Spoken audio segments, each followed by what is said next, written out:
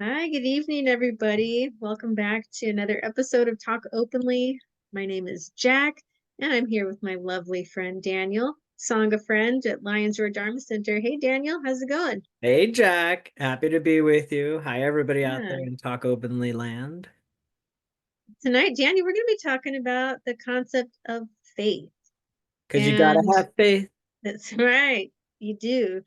And Buddhism, it's a little different from maybe other traditions that we're familiar with. And so yeah, it'll be fun to explore that a little bit with you. Absolutely, absolutely. I'm looking forward to the discussion. Yeah. I could use some enlightenment when it comes to faith. I could use some faith right now in general, huh? Yeah. Oh, let's work on it. All right, we're gonna at the end of this show, we will have greater faith than when we arrived.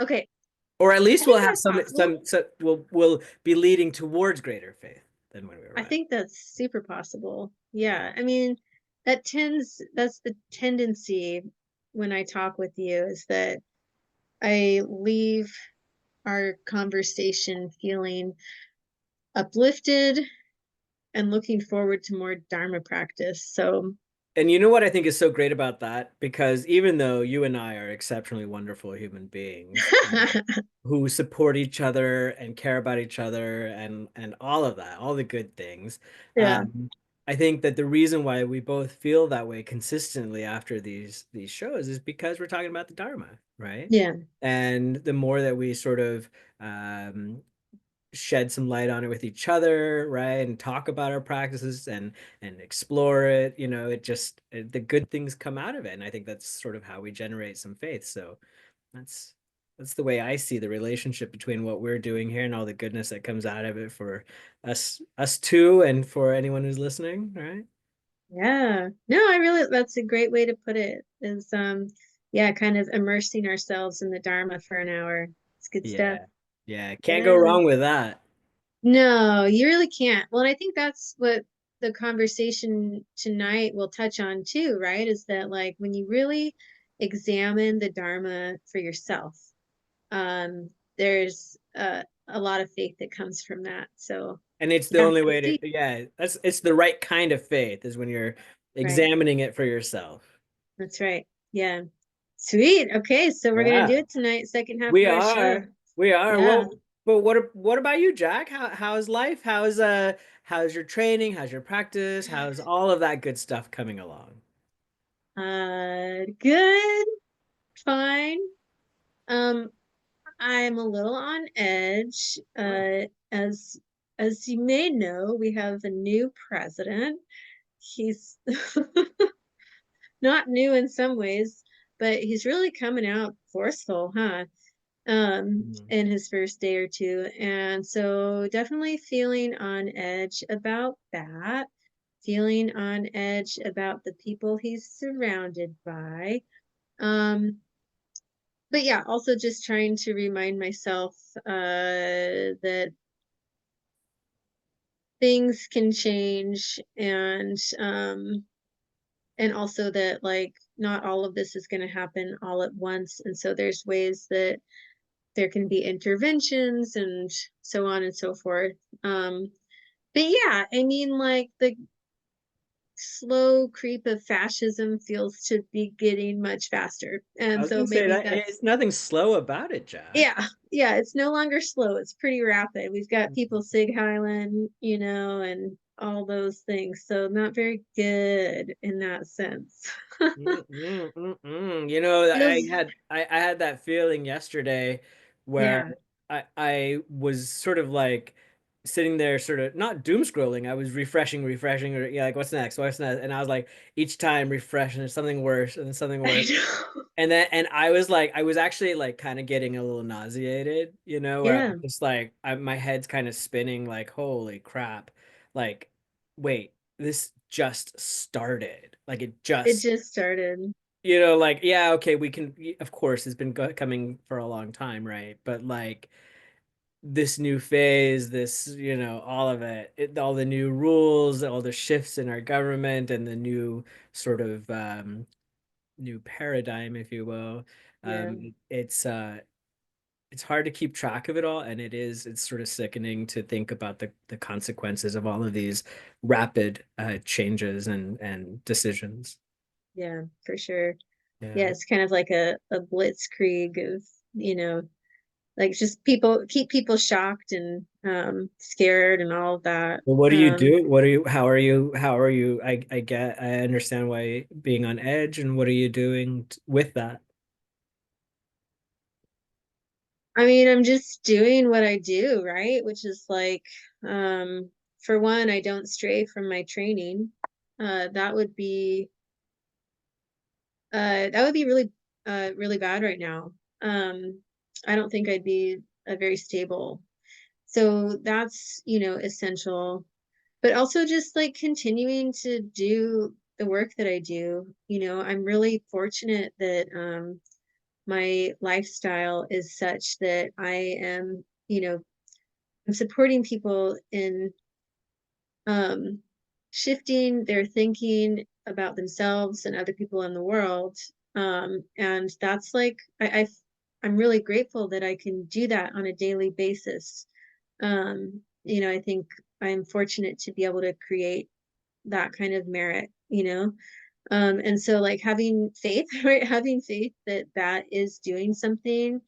You know, part of me, I have like a kind of cynical part that is very like, um, much like oh, it's not enough to do like, you know, individual transformation. Like you gotta do structural, we gotta like, you know, we gotta change it from like the structural level. And so then that feels kind of disempowering, right? Of Because course. it's like, well, what am I gonna do? Like, yeah, I can protest and I'm gonna protest, but sorry, my cat just opened my door and then decided to not come in because he's because he's my Yeah. cat. Hi, Um, James. Hi James, we love you. Um, but yeah, so I have to remember that like what I'm doing does matter. And it does have a ripple effect.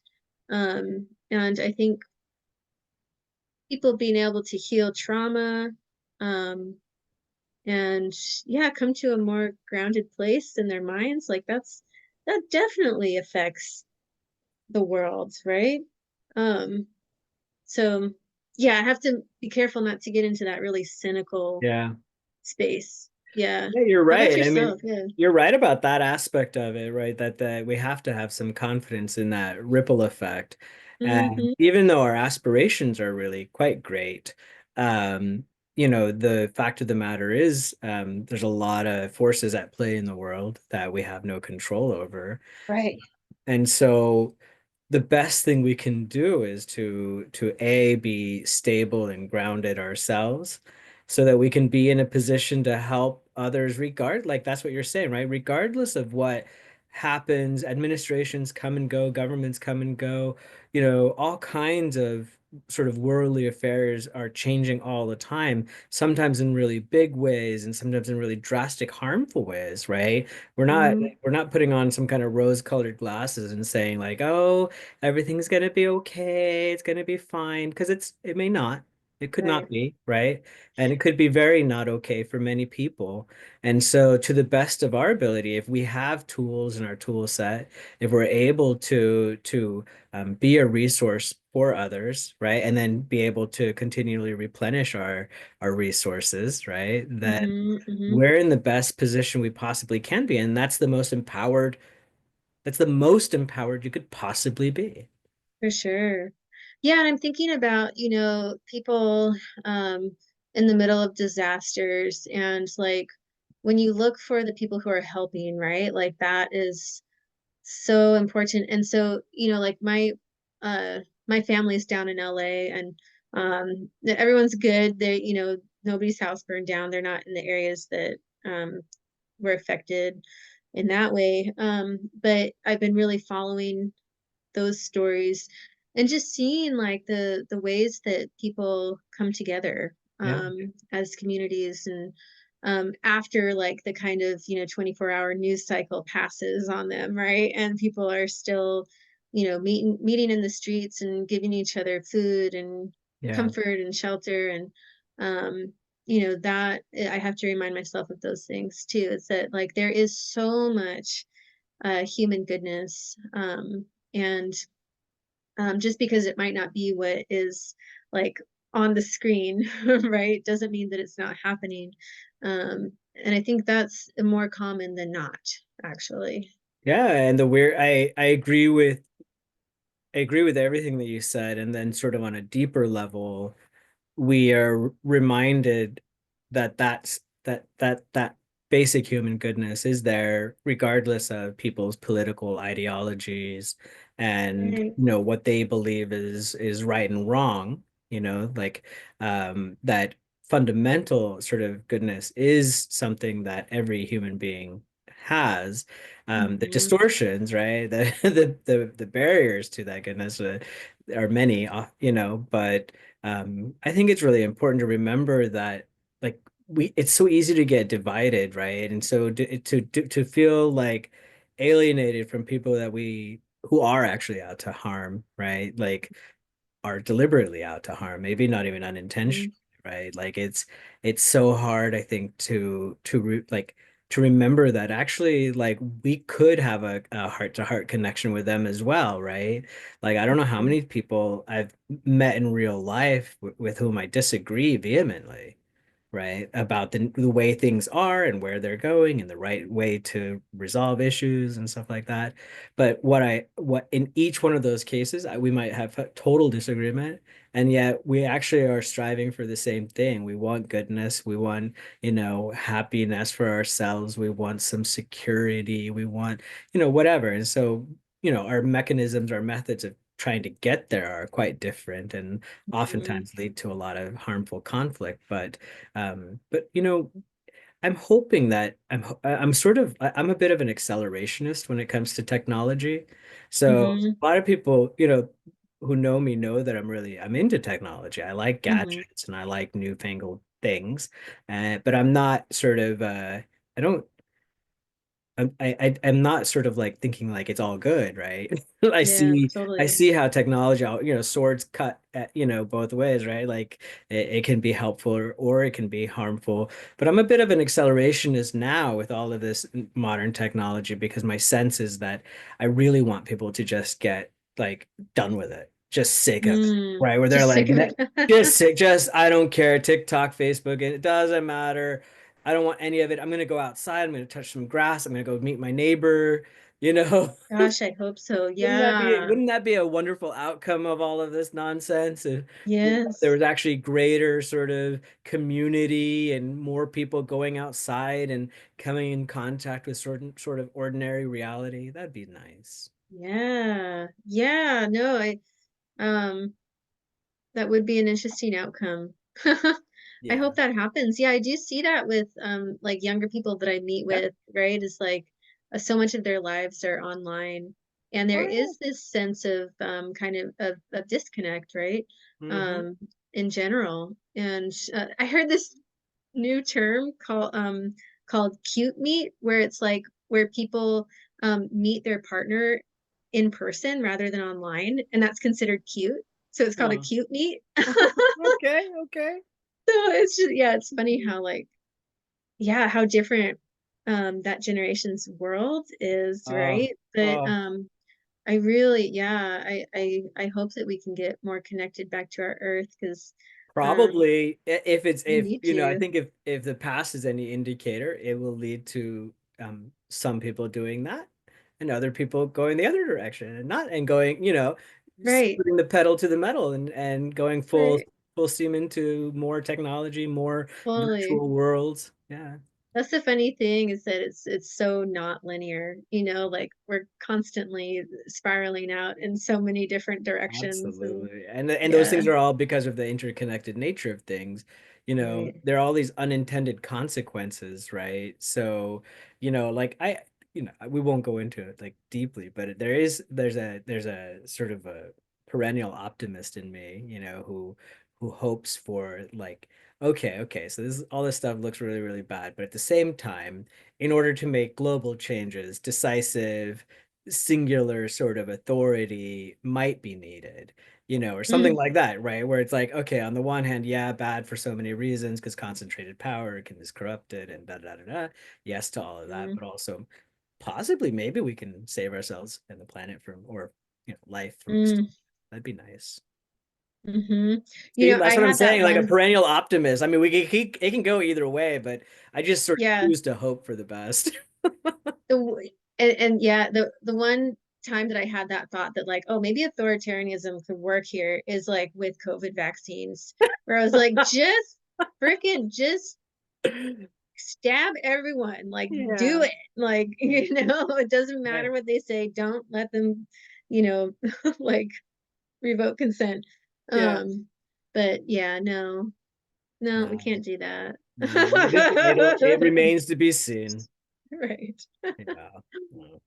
Well, how are you, buddy? What's your world been like? What's your training like? I'm pretty good. I'm diligently bumping up the amount of like time that I'm meditating. Good for you. I was having I was having darshan with Lama, and he's never told me to meditate more, never, not Mm, once, you know. And he was like, well, in order to, kind of like whatever, like in order to sort of progress here, you're gonna want to bump that up just a little bit, mm, and so I've been doing that. And uh it's a weird, time is such a strange thing, like I think it's so weird how I can, go into meditation and feel like it's minutes and then it's ding, it's over. Other times I think it's almost over and it's only been a few minutes. Like hmm. time is like meditation is like a weird sort of like time warp, for me. Yeah. So that's been kind of interesting. I am super distracted lately, like I am sort of like my old dreamlike sort of patterns or whatever of thinking are still there. They, it does all, calm, quiet down, right? There is a Mm, decent amount of sort of stillness and clarity that does show up, but it's with there's a lot of chatter, a lot of noise in there. yeah. Same here. Yeah, you're not alone. No, that's all right. It's okay. That's Yeah. what's happening. At least I'm aware of it and I'm watching it. Yeah. What antidotes have been helpful lately, if any? Mm, mm. Primarily, so one of the areas, I think I've talked about this before, but like, it's not so much an antidote, maybe it's an antidote, but correcting my posture, ever so Mm-hmm. slightly, like, I tend to sort of slouch a little bit forward, and when I do, I'll notice it actually first in my breath, and then I'll notice, oh, right, actually, the breath and the mind, they're kind of like there's like a connection there where like if my breath is sort of like shallow or is not as deep, it's a little bit more kind of up in my chest, right? And then I Mm, notice that there's more sort of like chatter, if you will. And then if mm, I modify my posture and I'm able to get my breath, back into nice deep, diaphragmatic breathing, then the thoughts sort of calm down as well. So that's been yeah. cool. And also, a lot of times just reminding myself of my intention, like what it is that I'm doing there. I've been trying to do that at the beginning of my practice more, like I've always done it, but more like intentionally examining my Yeah. intentions. Like I guess one way to phrase it is like, so okay, so there's like, all right, we want to develop some bodhicitta, right? So we're like, all sentient beings, and okay, great, great, this is nice, right? But then there's this other aspect to it that's been kind of coming up lately for me, which is, what are you doing and what do you actually want? Right? Like that's nice. That's a nice aspiration and it's good. Like nothing wrong with it. Good to move there. But like, why are you doing this? And what do you actually want from all of this? Yeah. And that part's really interesting because we have to be honest with ourselves, right? Like Yeah. it's not, and that part has been really the question, the way that questioning leads me to sort of examine my relationship with the Dharma and and my practice and how it influences my actions and my behavior in ordinary life. Like I see sometimes this sort of like there's kind of like a there's this holding on, there's this attachment where I'm like, yeah, I know the right, like I'm aware of what's going on here. I can Mm, kind of see maybe I'm not being super skillful, but I'm gonna go ahead and do it anyway, right? Whatever, totally. or Yeah, not do it, or whatever the case might be, and then and that sort of provokes or prompts this question, like what, like if like that this particular practice leads to this kind of result, that, right? Why is it that you're not doing it? Well, totally. maybe I don't actually want the result, right? Or I don't want to give up the whatever it is that that would lead to that result, right? So it's this Yeah, weird sort of thing, but really trying to be radically honest with myself about what I'm doing, and rather than trying to be like formulaic about it. totally. Like I love, the prayers, I love mantras, I love all of that stuff, right? But also I have to talk to myself and be like, why are you here? What are you doing? Yeah. Can I ask, like, has your mind given you any answers? Yeah, it's kind of interesting actually. It's revealed that there's a decent amount of uh just sort of ordinary wanting to be okay. Sure. Just Yeah. like there is that sort of like just that basic, like we've talked about before, where it's like, no, I there's this part of me that really just kind of wants to get along well with myself and with other people, and be Yeah. comfortable in this world, right? There's that. And then the other part, that I think one of the things that was kind of a big one for me recently was um that upon reflection, I realized I want something else, right? Like I want, I really like, why is it like, what was my whole progress, in coming to it, and why am I still here? A lot of it has to do with like not wanting what is and wanting something that's different. And then before, Yeah. like we talked about, I had a lot of magical thinking around this and sort of all kinds of misconceptions, and I like played in this sort of fantasy world about what Buddhism is and what practice is. Then I had sort of like a come to Jesus moment, Yeah. like that's not what it is, not what you think it is, right? And so then but realizing that actually deep down that longing for something else was in fact it is in fact a longing for transformation, right? Yeah. It started as longing for escape, Hmm. something else completely different, not this ordinary world of humans and bodies and people's crazy thoughts and weird political ideologies and all of that. I want something else, right? But Hmm. it's not like that anymore. Now I recognize that actually, if I was living in harmony with reality as it is, this would be a pretty, be a, no, fine place. It is a fine place, Hmm. right? Yeah. Yeah, for Yeah. sure. Yeah. Yeah. No, um, yeah, that resonates with me for sure. When I ask myself that question, I think now it's like, I want to be free. Like I really like that is what first comes to me Yeah, is like I want to be free. that's right. Um, and like then if I kind of like sit with that for a little bit, it does eventually like I can spread it out. It's not the first thing that comes to mind. But I do kind of see like, okay, but for me to be free, like other people need to be free, other beings need to be free, um so that process takes a little bit of Yeah, um like conceptualizing it, it does. whereas like right now my first thought with that is I want to be free. Right. Like there's this kind Yeah. of like relief that comes with it and thinking about that. So yeah, maybe I'm kind of like I'm like middle scope Lam Rim right Yeah, now, right, you right. Yeah, know. yeah, yeah. No, I know Uh-huh. exactly what you mean there. I'll tell you one more funny thing that did show up. Maybe it's not so funny, Mm, but another thing that has shown up, which I realized, I was like, oh, I want to be viewed as a wise person. Not suggesting I would like to be a wise person. That's true. but there's this Uh-huh. other weird sort of component to it where I want to be viewed as a wise, Totally. right? And it's weird, like when I, like occasionally friends or people that I'm engaged with will make some kind of a comment like, that really sort of inflates that part of my ego. And I'm like, that's right, because I'm like a sage.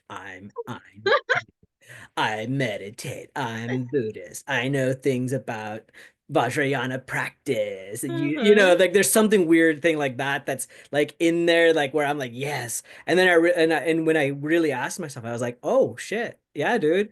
Like you totally want some kind of recognition from other people, Yeah. that you're so wise and that you are so helpful and all of that. And then I have to laugh because I realize, because I'm familiar enough with the training that I'm like, it might not be good to expect praise, right? Right.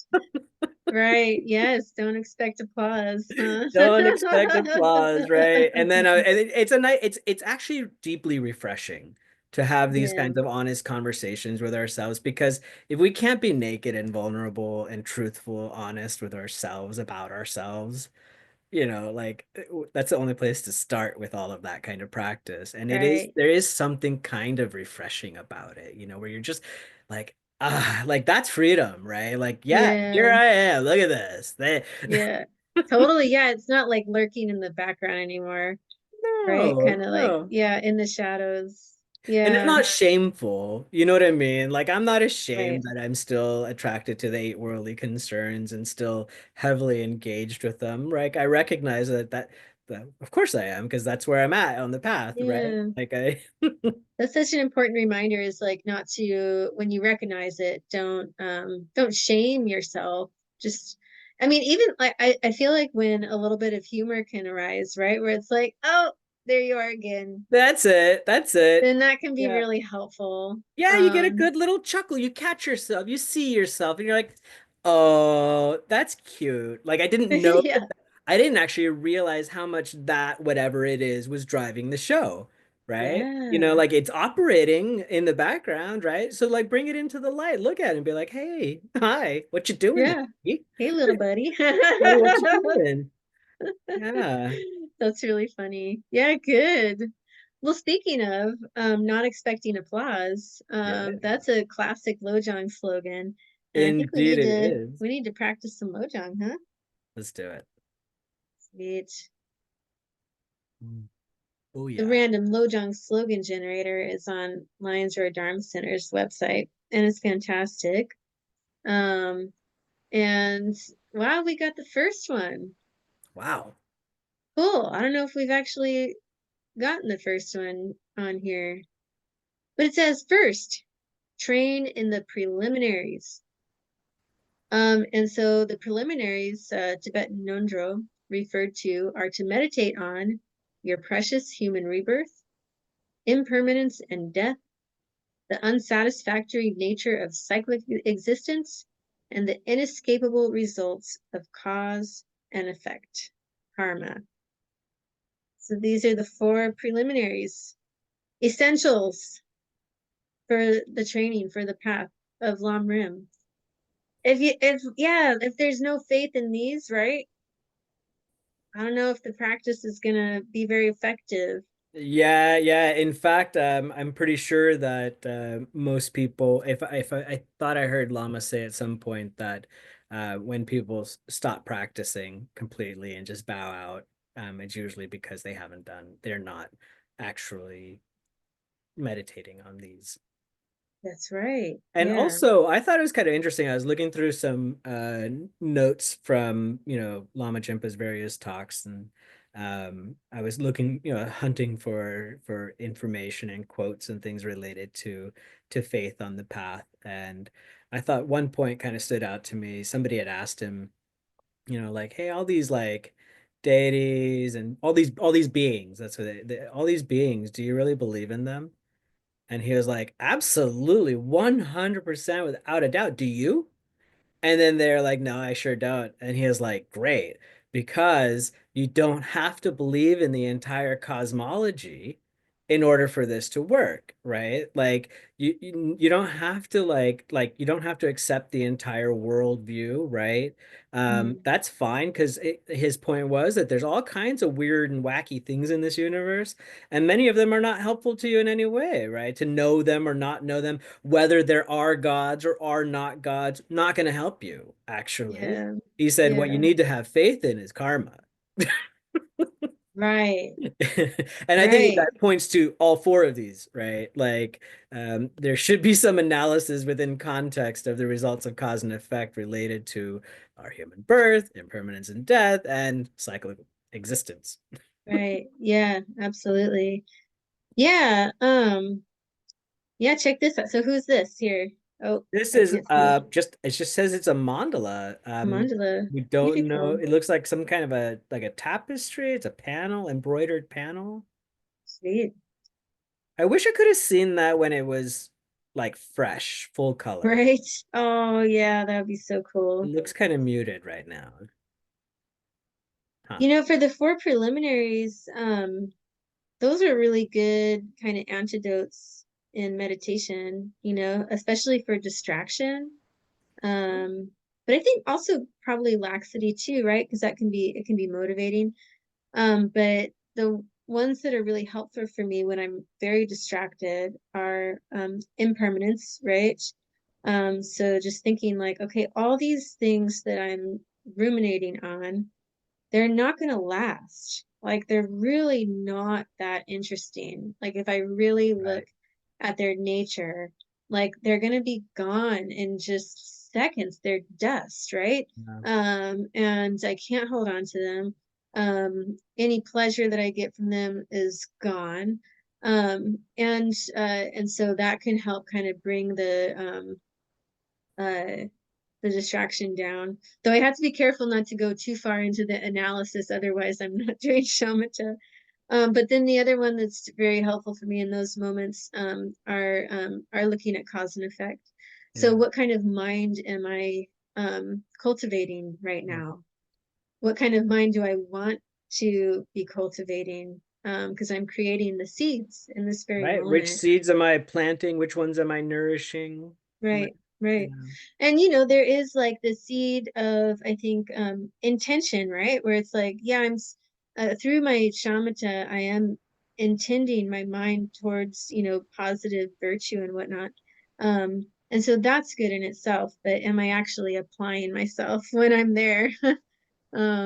So yeah, cool, cool. That's good. Good Preliminaries. advice. I will, if I can remember to do it next time I'm distracted, I will just remember. Jack says the preliminaries are a good one.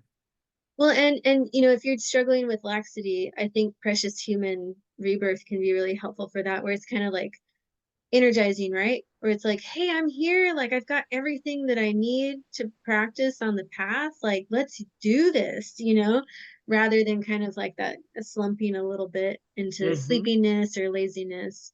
Yeah. It can be motivating. So Thanks, Jack. yeah, totally. A little Um, pro tip. a little pro tip right there from Lama Jimpa. I can't claim it. Um, so great segue right into tonight's topic of faith, looking at the four preliminaries. Because as you said, Lama really um, highlights those as foundational for, kind of maintaining one's practice and one's training. And part of that, I think, is that the more that we immerse our minds in those preliminaries, the more faith we have in them, the more conviction that, oh, this is legitimate. Yeah. And so tonight we're talking a little bit about faith and the type of faith that Buddhism really encourages and that Shakyamuni Buddha encouraged. So I'm wondering, Daniel, what's like kind of the first thing you think of when you hear the word faith? Well, so I had a fundamental Christian religious upbringing, as you know, Yes. and it was drilled into our heads a definition of faith Mm, that wasn't particularly helpful. And the mm, definition of faith came out of, I think it was the Apostle Paul's writings, and it was faith is the assured expectation of things hoped for, right? Break it down, break it down.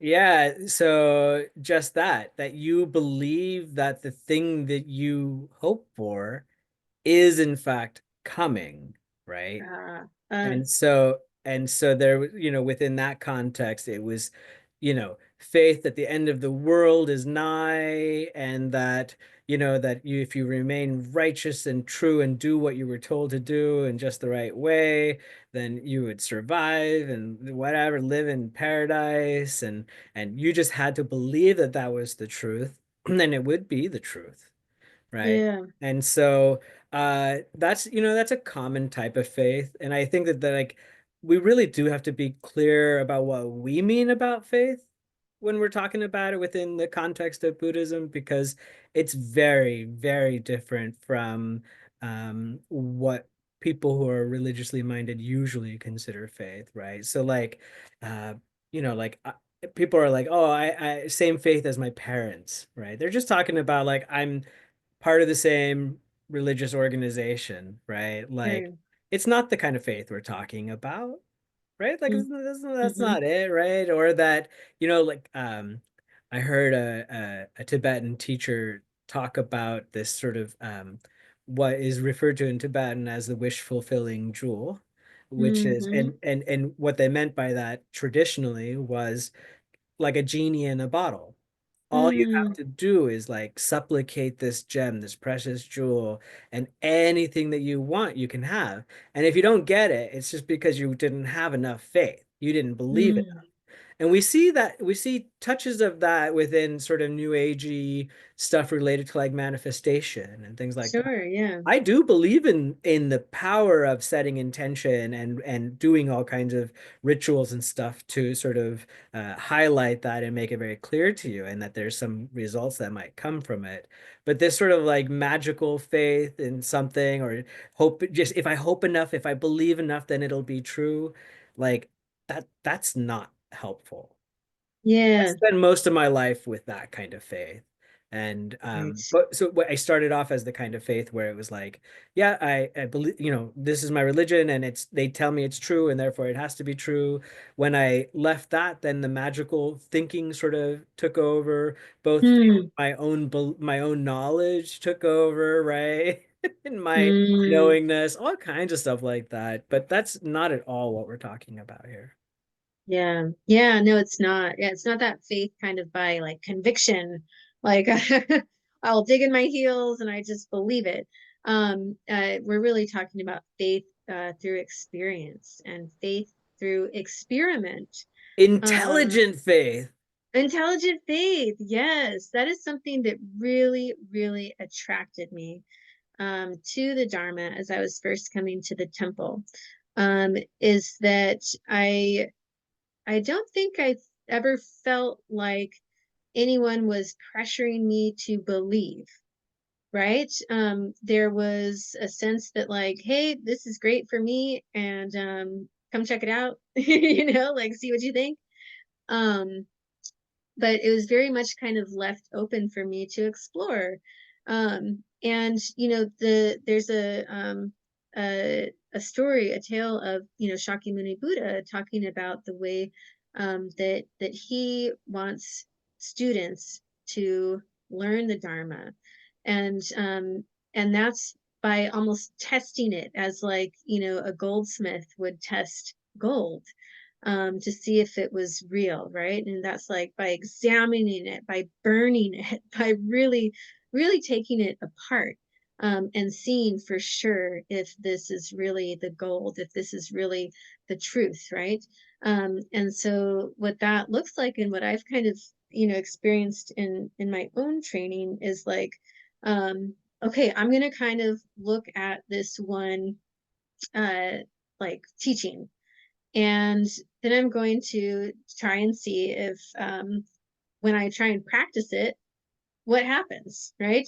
And a big one for me, like I'll just give you a little example, um, that has really helped transform my mind, is just practicing believing and seeing in everyone that there's Buddha nature, right? That every being has Buddha nature. And that can feel like when I first learned that, right? I was like, like I don't think Trump has Buddha nature. I don't think rapists have Buddha nature. There's these kind of biases that I have around people.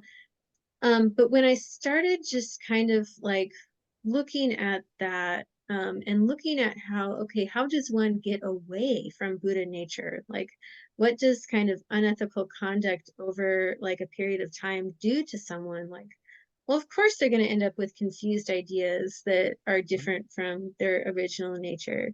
So kind of looking at like in my own life too, like where have I turned away from my own Buddha nature? Does that mean that I don't have it anymore just because of, some mistakes? And so it's kind of like this analysis that you do. Mhm.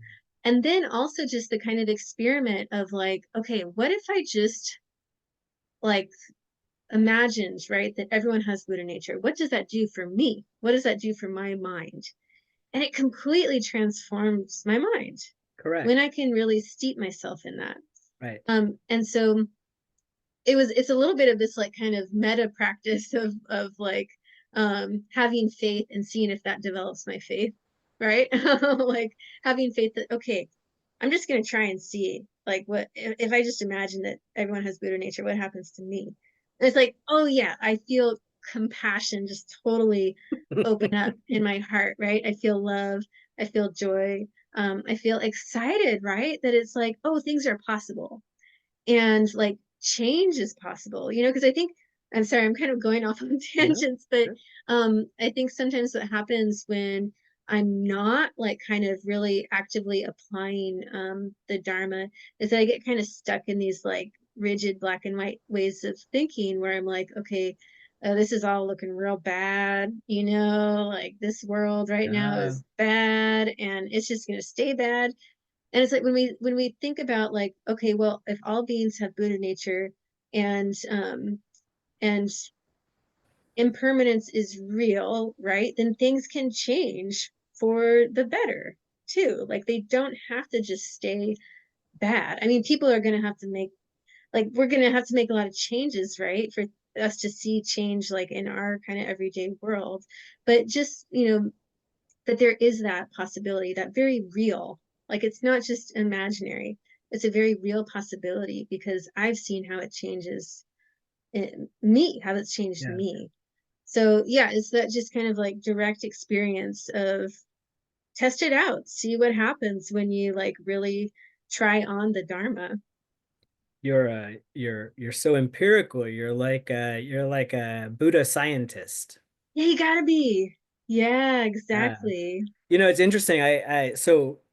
My sense is that when the Dharma is approached like that, like what you're saying, where you bring it on and you intentionally test it, you Hmm. examine, you're like, okay, so it says if A, B, C, then whatever over here, then and you check it out and it leads to exactly what it said it would, then you're like, yep, all right, that works, right? And I Hmm. love that. And that leads to a real solid foundation. That's where faith becomes sort of the foundation for everything else, right? So you like it's sort of like that old saying about building your house on like a solid foundation rather than on the beach or something. In my Mm. own experience, because I didn't approach it that way, right? I came in with blind faith, Hmm. fantastical faith. I developed all kinds of faith and all kinds of misconceptions, right? And the interesting thing about it is that if you have conviction, even if it's in a mistake, right, a mistaken view, you can accomplish all kinds of things with it. Not necessarily good things, but all kinds of things can happen. The result of it, though, was this, it's a lot more shakable, right? So that faith Yes. I've had to undergo, I think, multiple sort of crisis of faith, right? And where I have to really I am forced to, because it didn't quite work out the way that I thought it would or was, or it wasn't what I thought it was, or whatever. There's this sort of this letdown, and then I question the whole thing, and then and it's helpful in its own right because again, I'm Totally. questioning it. I'm still practicing, right? And so I can still see the results, and I can see this, there's a, disparity between the way that I am and the way I wish I was and all of that, right?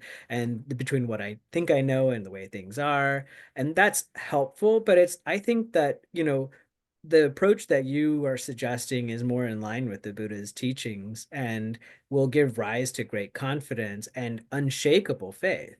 Because it Mm-hmm. is, like, of course, our faith grows with insight.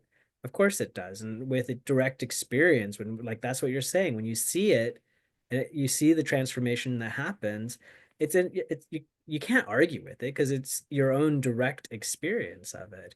But until Right. you have your own direct experience, you have to rely on something else, right? Like, so there's nothing wrong with it. Like, I used to be kind of like, if I can't see it, if I can't touch it, if I can't smell it, I don't believe it, kind of Mm-hmm. nonsense, right? But no, that's not true. Actually, I believe all kinds of things, and I have great faith. A lot of, I trust in many things based upon just people that I trust saying it, right? And Yeah. suggesting that it's so. And so I find it really helpful when I can rely on teachers Right. because so for example, Lama Jimpa, right? I I've had many experiences with him. I trust who he is and how he is, and I like what I see. I'm like, wow, this really is an amazing being, right? And he's practicing these things. He's teaching along these lines, right? And every time I go in and I have some kind of misconception, or I think he's going to say this, or he's going to be dogmatic about that, it's never like Mm-hmm. that, right? Mm-hmm. And so I'm like, no, this person is my spiritual friend, right? I can trust them. And so when I hear something that doesn't quite jive with what I'm thinking, right, then that's a great opportunity for practice, right? And Hmm. I think that it points to something really, really, really important. We think that doubt is incompatible with faith, but Hmm. doubt is instrumental in faith, right? Hmm. So on the Buddhist path, we welcome doubt. It's okay. If you don't have doubt, that's blind faith, Hmm. right? Mm-hmm. So you want to get past that and in fact have your questions, have your doubt, Yeah. have your strong beliefs that it's wrong. It's okay. And the great news is that if you have Sangha, then that's the place to bring it all, right? If Right. I Right. wanted to, I could tell you right now, if this was true, it's not, but Jack, I don't believe in reincarnation. I don't think the Buddha ever existed, and this is just some convenient little story that we're telling ourselves. I can say that to you, and I will not be excommunicated. You won't Right. stop talking to me. Right. You'll Yeah. explore it with me. You'll Right. honestly look at it and be like, well, let's look at that. Let's talk about it, right? Here's my experience. This is my, this is what's going for me. And through that Mm-hmm. interchange, by safely being able to express our doubts in a supportive environment and without any fears, right? Then we can really examine them from other people's perspectives, and that helps us a lot. Yeah, absolutely. Yeah, it is, doubt is an interesting topic, right? Because I think, there's ways where doubt can be corrosive, Oh, like yeah. if we stay there, right? But yeah, having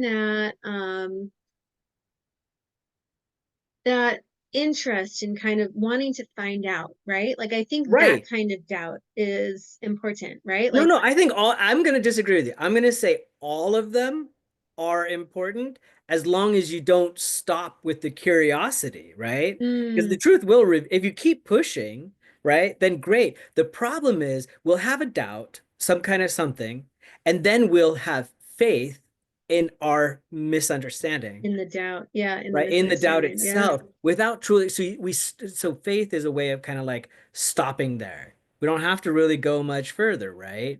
Because if you know something beyond a shadow of a doubt, you have great confidence and great faith in it, you're no longer sort of questioning it, right? Mm, mm-hmm. Yeah. Yeah, maybe we can talk more about doubt sometime. I know we have talked about it, but I'd be curious to see where we're at with doubt. Yeah. Yeah, and the different forms of doubt for sure. Yeah, yeah, yeah, no Yeah, that'd doubt. be interesting. Yeah. Yeah.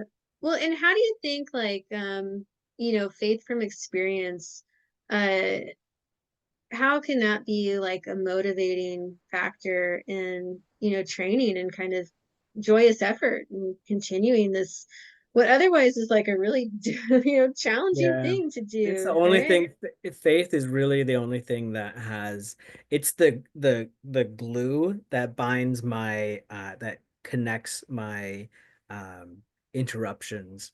My, so like, Hmm, I'm going I like that. along and then I have some kind of something where I'm like, this isn't going the way I want. I'm not comfortable. And this is, I've got my mind's on fire and people are unhappy, whatever, like I might have something happens, shit breaks loose, right? And then I'm Hmm. like, I'm unhappy about it all, right? And then I'll think, well, maybe I shouldn't even be doing all of this. This is nonsense, right?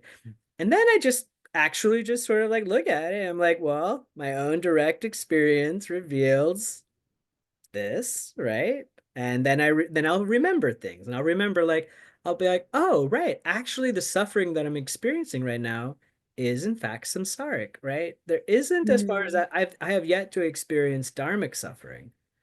Um, but I have experienced a lot of samsaric suffering, and so a lot of times these moments, like they're great, right? They're an opportunity for reflection and the faith, this indirect experience where I'm like, no, I know, I've practiced enough. I can see that I have never been lied to, right?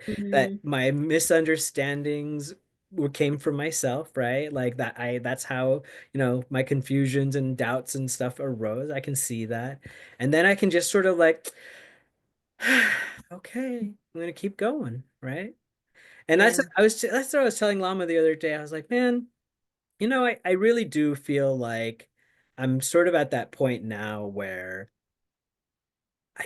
I, maybe it's not unshakable faith, but it would take a lot to shake it, right? Like, yeah, for sure. even if there was some kind of drama and controversy or whatever, I think I'd be hard pressed because I haven't found anything else like this, right? Right. Well, and that's the interesting thing is that like there have been controversies, right? Like Of with course. teachers and whatnot, and because people are people, right? And so that happens, but like the actual teachings, right? Like I have yet to find something that I'm like, nah, like that doesn't pan out when I really look at it.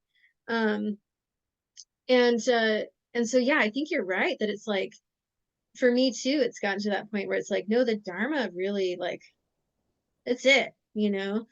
Um, I got nowhere else to go, you I got know? no, yeah, exactly. I got Like I nowhere else really to don't, go. I don't Yeah. have, there's no other thing. There's nothing better out there. I've tried many things. Yeah. I have yet to discover anything better than this. And there is, like I was saying at the outset of the show, there is a little me, my little misperceived self, my little ego, that does in fact sometimes cry and whine, Hmm. and sometimes it gets mad and throws little hissy fits, doesn't like this trajectory, right? All of that. And I have to remind that little Daniel, be like, hey man, none of this is gonna kill you. You're still gonna be here. You still have a role. It's okay. We're just trying to get clear on reality as it is. It's Right. okay. No threat. Right.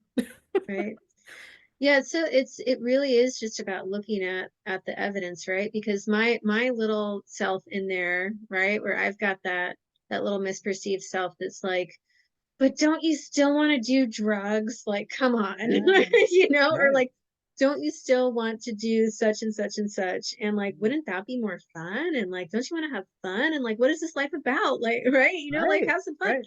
And when so like I have to calm that down and say, okay, let's look at the evidence, right?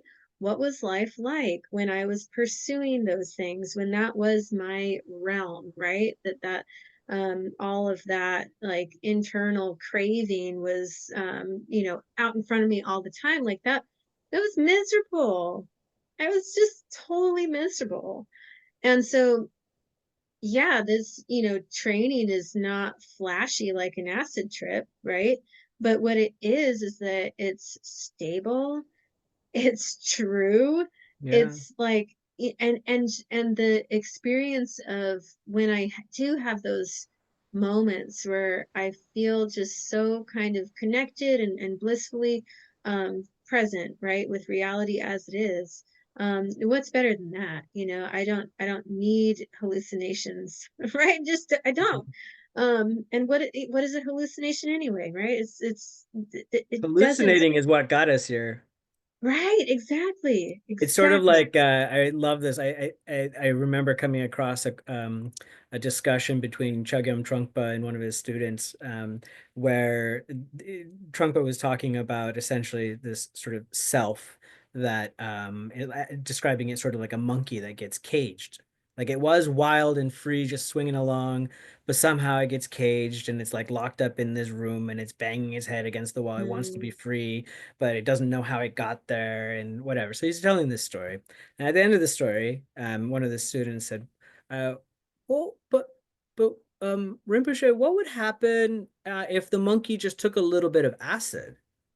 mm, Wouldn't it be able to hmm. see more, maybe see things a little bit more clearly? And Trungpa said, the monkey has already taken the acid. Like Yeah, that's what got that the prison was a hallucination, yeah, right? right, So we don't right. need more hallucinating. We don't. No, we need clarity. We need clarity. And yeah, I mean, I think that's what this, faith is all about, is recognizing the clarity of the Dharma, and of our teachers. This really is the path. This is the path for freedom and liberation. Nothing else. Yeah, we're not even trying to sell you on it. Just try it Yeah, out. just Start try it where you out. are. See what you got, Yeah, Try the first thing, see if it works. yeah. Nothing else has worked for me. That's exactly it. Yeah, It's sort yeah. of a hopeless situation, isn't it? It is, yeah, Yeah, and that is one thing that I love about Dharma too, is like that kind of refrain that comes up of like beyond hope and fear, that's right. right? Where that's kind of the training, is we're training beyond hope and fear. And I think so much of the faith of conviction, like the faith of blind faith, is hope, right? It's about like, yeah, exactly what you're saying. Like if I just believe enough, then I will be saved, I'll be free. Um, and then there's like the fear aspect, which is also not based in reality, because there is a path, right? Yeah. And so that beyond hope and fear, that is this grounded kind of like coming back to reality, that we can, yeah, really have faith in our experience. Beyond hope and fear. Gate gate. Gate gate. Daniel, this has been fun. It has been. Thank you. Yeah. Are you feeling more faith Um, from, as we were saying, let's cultivate faith over the yeah, course of our conversation. I have greater faith in faith. Yeah. Yeah. Hey, and talking about it, I think like we were saying, kind of looking it over helps me a Let's lot. examine this. Yeah, it's super helpful and I Develop. really appreciate it, Jack. Me too. I want to approach the development of faith in the empirical way that you do.